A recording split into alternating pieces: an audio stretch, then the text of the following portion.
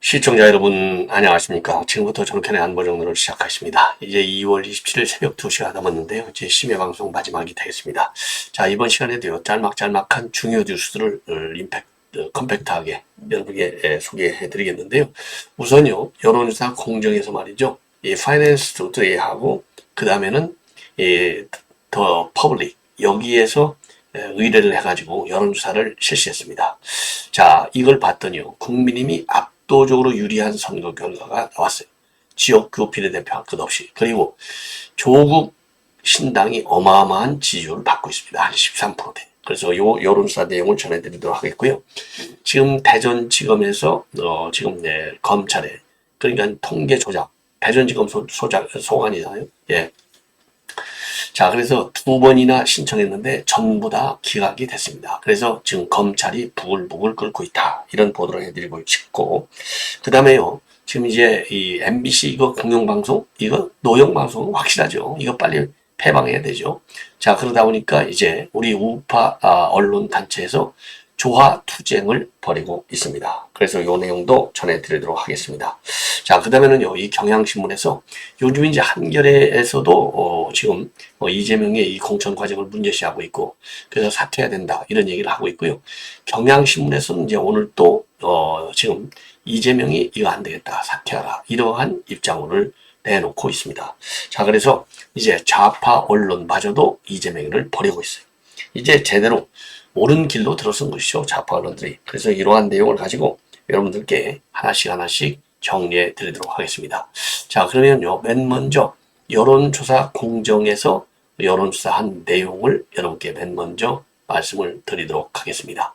자, 우선 이 자료화면을 가지고 여론조사는요, 제일 좋은 게 자료화면 가지고 이제 분석하는 여러분께 전해드리는 게 제일 쉬운 것 같아요.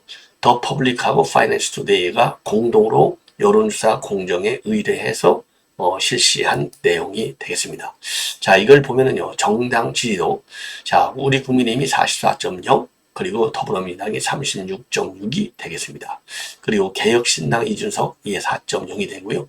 조국신당이 무려 5.8이 됩니다. 그래서 개혁신당보다도 더 높아요. 자, 이거를 이제 여러분께 말씀을 드리고, 두 번째로는요, 그러면 이제 이 투표할 때 어디에 찍을 것이냐, 이걸 물어봤어요. 그래서 지역구 의원한테 하는 것은 우리 국민의힘이 44.3, 그리고 민주당이 37.9. 지역구는 이제 조국신당하고 개혁신당이 비슷한데, 그래도 조국신당이 높습니다. 4.9 대 개혁신당이 4.6. 예. 자, 그 다음에는 이제 비례정당은 어디다 찍을래? 물어봤더니 비례정당도 41.4대 민주당은 28.9. 그래서요, 비례할 때는 무려 13% 정도로 우리 국민의힘 후보들이 압도적으로 높다. 자, 그리고 비례에서는요, 조국신당이 13.3이나 됩니다. 어마어마한 것이죠. 그래서 민주당의 거의 절반을 육박하고 있어요. 그리고 개혁신당은 5.7이 되겠습니다. 자, 그래서 이러한 여론조사 내용을 보면은, 결국은 우리 국민의힘이 압도적으로 유리한 국면에서 선거가 이루어진다. 그리고 비례대표에서 조국신당이 상당한 이 표를, 민주당 표를 갖다가 흡수할 수밖에 없는 이런 상황으로 가고 있는데요. 자, 왜 그러느냐? 이게 민주당이 전부 다 공천 갈등으로 인해서 민주당을 이제 비례대표 할 때는요, 버려버리는 겁니다. 자, 왜 그러셨겠습니까? 친명일변도만 비례의원 후보로 밀어넣을 것 아니겠어요? 그러니까 이게 절대적으로 조국신당 쪽으로 가지, 민주당 쪽으로는 안 가는 거예요. 그래서 민주당의 비례대표는요, 우리 조국신당의 그 절반 정도가, 민주당의 비례대표의 절반 정도가 조국신당으로 옮겨간다. 이렇게 해석이 되는 거라고 저는 판단이 됩니다. 자, 그래서 이것만 보더라도 이제는 갈 때까지 갔다, 민주당이.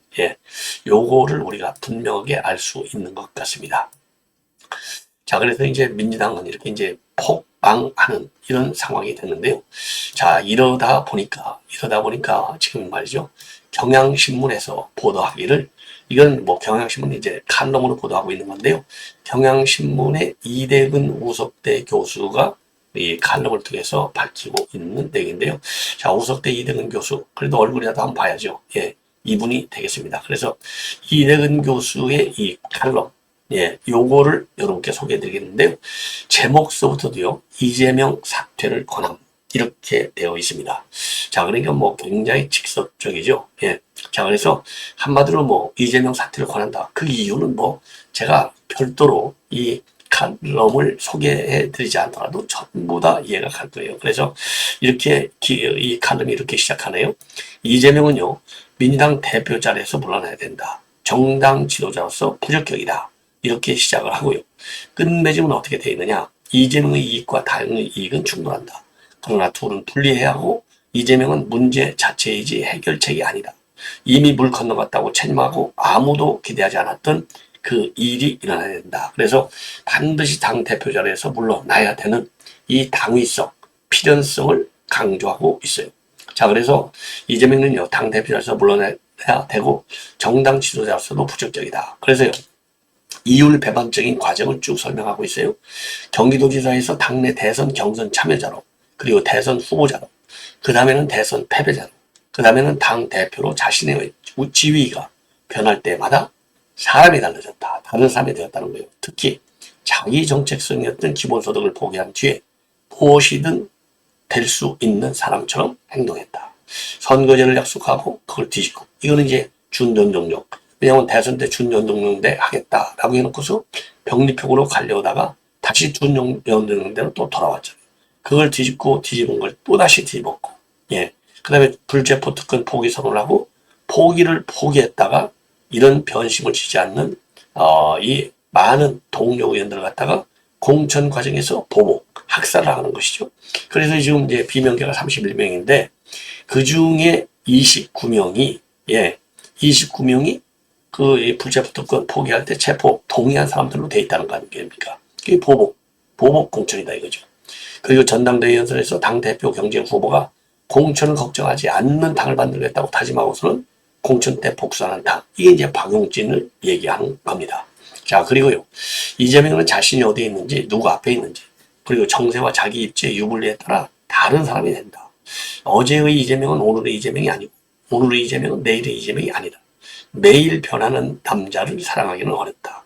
그래서 그의 말과 행동은 다음 말과 행동으로 뒤집힐 때까지만 유효한 짧은 유통기한을 갖고 있고, 그에게서 발견할 수 있는 일관성이 있다면 오로지 자기의 뿐이다. 예. 그래서 이재명은요, 자기 외에 누구도 믿지 않고 누구도 사랑하지 않는다. 제1당을 이끌면서 주요 현안을 자기 이익의 관점에서 홀로 결정하고 당 지도부는 물론 그와 가깝다는 의원의 조언조차 듣지 않는다. 예. 그래서 공천 불이익을 당할 만한 이들이 없다는 얘기가 아니고, 문제는 정당한 행위조차 정당할 수 없다는 점이고, 이재명은 자기 결정을 설득하고 당사자를 승복시킬 권위와 정당성, 도덕성을 상실했다. 공천 불이익을 받은 이가 불이익을 거부할 이유 그 자체가 된다. 예. 그래서요, 이재명은 대선 패배 후에 지지자들이 낙담하고 있을 때 2억 원대 주식을 사서 자기 이익을 챙겼다. 그리고 공천 보복을 당한 박용진이 분노를 삼킬 때 0점 받는 사람은 운운하다 웃음을 참지 못했다. 그가 뛰어난 정치적 역량이라도 갖고 있다면, 당의 운명에 걸린 총선을 잘 지휘한다면 당 지지자들은 그의 도덕성, 공감 능력의 결핍을 묻어둘 수 있을 것이다. 하지만 그 역량이 실망스럽다. 예. 그리고 당패가 도대체 이재명의 선거 전략이냐?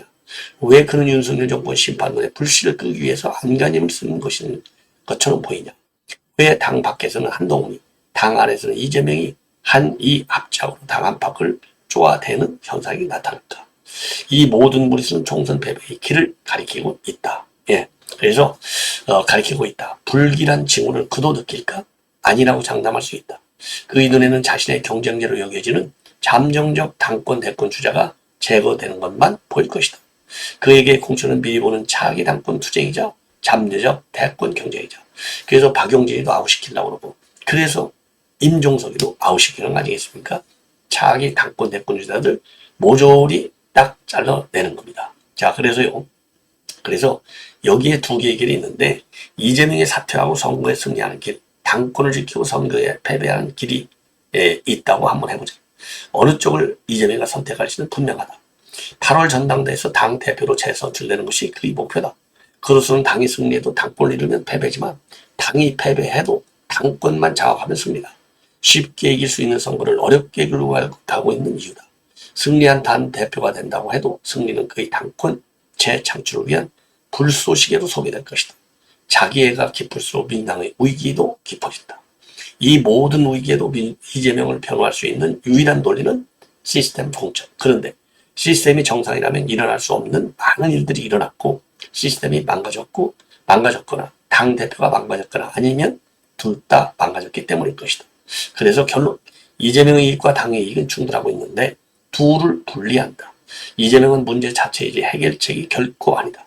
이미 물 건너갔다고 체념하고 아무도 기대하지 않았던 그 일이 일어나야 한다. 예, 이거 이재명이가 반드시 이거를 읽기를 바람하지 않습니다. 자, 이번에는 말이죠. 지금 검찰이 불을 끓고 난리가 났습니다. 바로 대전지법에서 말이죠. 지금 송선양 영장전담부장판사가요. 지금 이제 이 통계 조작과 관련해서 전 국토부 1차관 윤성원, 그 다음에 전 행정중심 복합도시건설청장인 이문기, 이 두 사람에 대해서요. 영장을 또다시 기각했습니다. 그래서 지난 1월 8일 날 한 차례 기각이 돼서 보안 수사를 거쳐서 다시 청구했는데 오늘 또다시 이 영장이 기각된 거예요.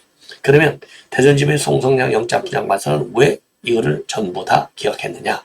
이제 본래 이 직권남용하고 통계법 위반 혐의로 검찰이 영장을 청구했어요. 자, 왜 그랬느냐? 우선요, 이 사람들은 주거가 일정하고 현 단계에서 방어권 행사의 범위를 넘어 증거를 인멸하거나 또는 도망할 염려가 있다고 보기는 어렵다. 예, 항상 증거 인멸, 도망 우려 이걸 많이 보잖아요. 여기도 마찬가지예요. 예. 자, 그래서 말이죠. 지금 이제 지난번 1차에서 2차도 이렇게 싹 다 영장을 기각했어요. 자, 그래서 검찰이 지금 아주 부글부글 끓고 있다고 합니다. 예, 이미 대전지검은 작년 10월부터요. 통계청, 그 다음에 부동산원, 국토부인은 압수수색을 했고, 자, 청와대 정찰시장 4명도 전부 불러서 조사한 바 있습니다. 자, 구속영장 기각 관련해서 대전지검은요, 피의자들 외에도 다수인이 특정한 목적하에 조직적 계획적으로 통계 조작에 가담한 것으로 확인되었기 때문에 범죄 혐의를 엄정하게 좀 보완 수사하겠다. 이런 입장을 내놓고 있습니다. 자, 이거 참 큰일 났네요. 예. 아니, 이런 사람들을 영장을 증거인멸 없다? 어떻게 이걸 단정할 수 있겠습니까? 이거 법원 해도 너무한 것이 아니냐? 이런 비판을 받기에 충분하다. 이런 생각이 듭니다. 자, 이루 말할 수 없죠. 자, 이 정도는 이거는 말씀을 드리고요. 그 다음에 이번에는요, 이제 MBC 얘기를 조금 해 드리도록 하겠습니다. 예, MBC는요, 제가 이제 여기 자료 화면에서 보여드리겠는데요. 조화 투쟁을 벌이고 있어요. MBC. 자, 여기 이제 요 밑에 단체를 보면 공영방송 정상화법 정상화, 공영방송 정상화 범국민투쟁본부. 여기에서 이렇게 편파 조작 왜곡 민노총방송 MBC 대전 MBC 정상화는 범국민투쟁뿐이다. 축 사망 MBC 이렇게 이 플래카드를 걸어놓고 플래카드 투쟁에 지금 몰두하고 있어요. 자, 그리고요. 이거는 이제 MBC 바로 앞에다가 전시해 놓은 조화가 되겠습니다. 자, 그래서 이제 지금 이제 이재명이가 말이죠. 이게 전부 다 어디다 사인을 준 건지 MBC가 지금 다시 또 나타나고 있습니다. 자, MBC가 지금 노영방송 친민주방송이죠. 그래서 MBC 정상을 촉구하는 조화투쟁에 지금 우파 단체들이 모여들었어요. 그래서 주도하는 이 우파 단체는요, 공영방송 정상화 범국민투쟁본부 상임공동본부장은 이준용, 이철용 요 두 사람이 지금 담당하고 있습니다. 그래서 이 공투원 약칭으로 공영방송 정사 투쟁 정상화 보험국민투쟁본부 이거는요. 지금 이제 오늘 어제죠 날짜상으로 MBC 사옥에 있는 거인동상 앞에서 MBC 투쟁본부 정상화, 자유언론국민연대, 새미래포럼 등 자유우파의 시민단체와 함께 시민들하고 MBC를 국민의 품으로라고 하는 슬로건으로 MBC 정상화 촉구 조화 투쟁의 시작을 알리는 기자회견을 26일 그러니까 이제 어제가 되겠습니다. 11시 30분 MBC 사옥에서 이런 인터뷰를 가졌어요. 자, 그래서 지금 이제 이 얘기를 쭉 보면은요, 한마디로 해서 이제 MBC의 이 편파보도가 도를 넘는다. 최근에 들어서도 마찬가지. 그리고요, 또 어떤 특정 이슈에 대해서 지적이 됐으면 수정하고 또 사과를 해야 될 거 아니에요? 일체 이런 걸 안 하고 있어요. 자, 이거 그러니까 MBC 뉴스데스크, 지난달에 전주에서 강성희 의원 낭동 사건이 있었잖아요. 요 이후로 계속해서 좀 경고 사고가 이루어지는데 이런 걸 가차없이 비판하고 있는 겁니다. 자, 그래서 지금 이제 KBS 정상화 쪽에도 이런 조화 투쟁을 통해서 이겼거든요. 예, 그런 것처럼 이번에 이 공투본, 여러분들 이제 약칭으로 공투본인데요. 공영방송 정상화 범국민투쟁본부 길어요. 자, 그래서 요 시민단체가 굉장히 중요한 역할을 많이 하는 것 같아요. 자, 그래서 입장을 표명하고 정중하게 여러분들께도 인사도 하고요. 이렇게 나오는 것이 훨씬 낫지 않을까 생각이 듭니다. 예. 자, 그래서 이제 여기 뉴델리 이제 보도까지 여러분께 말씀을 드렸고요. 자, 이제 마지막으로 이제 한 문제만 더 말씀을 드리면 여러분들 지금 유명해진 여성 앵커 YTN가 하나 있어요. 이게 누구냐? 바로 안귀영이라고 하는 분입니다. 여기 나와 있잖아요. 이것도 제가 사진으로 화면을 한번 띄워드리는 게 아무래도 좀 좋겠네요. 예, 그럼 사진을 지금 바로 띄워드리도록 하겠습니다.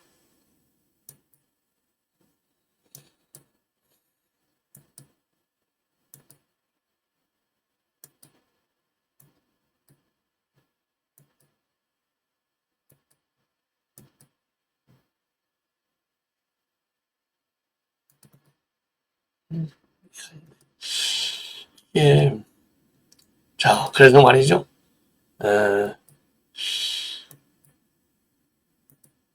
지금 이제 MBC 조화 투쟁을 간략하게 말씀을 드리겠는데요. 자, 이미 말씀을 드린 대로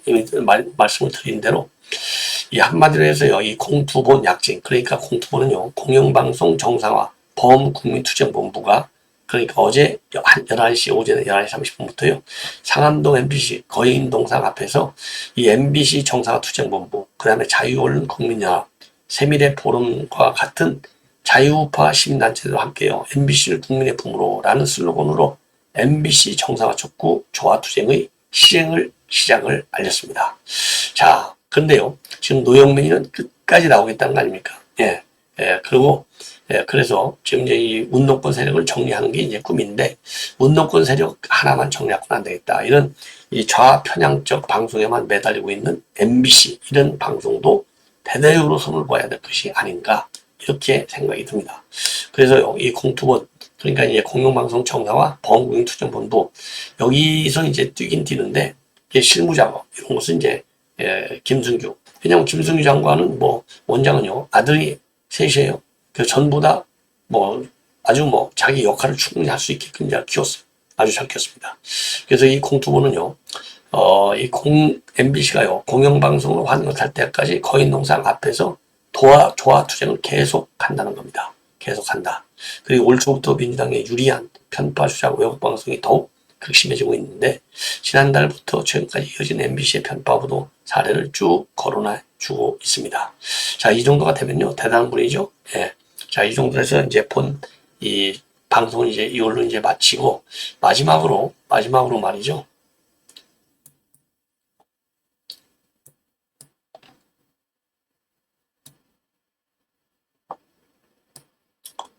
자, 이제 마지막으로요, 이 전략공천 안기령 과거의 비명.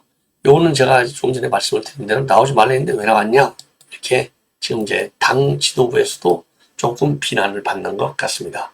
자, 그래서 요 화면까지만 제가 보여드리고 방송을 마무리하도록 하겠습니다. 예.